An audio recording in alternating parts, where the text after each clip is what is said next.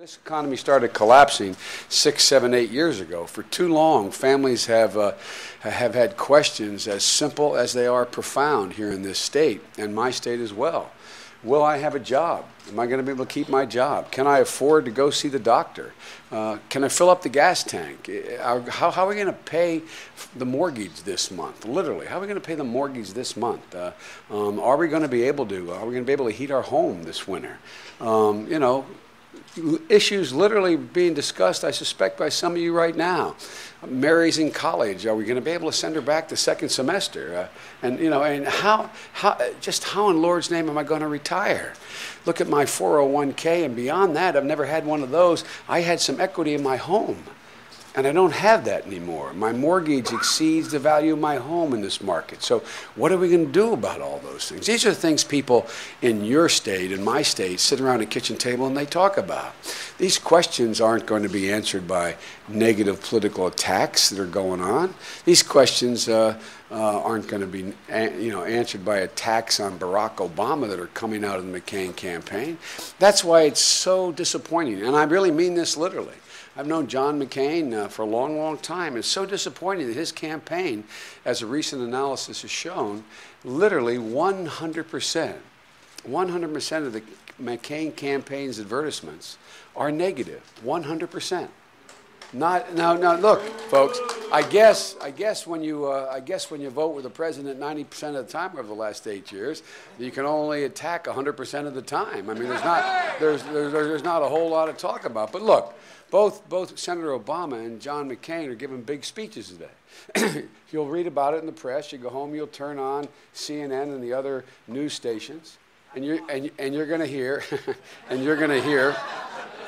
that each gave a major speech today. Well, if the excerpts from Barack is going to make a major speech on economic policy, going to further outline what he's going to do and how he's going to deal with it.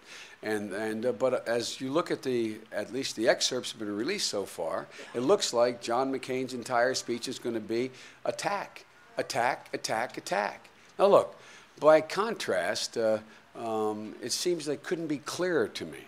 It couldn't be clearer to me what's going on here. John McCain wants to attack Barack Obama, and Barack Obama wants to tackle the problems that face America today. And so folks,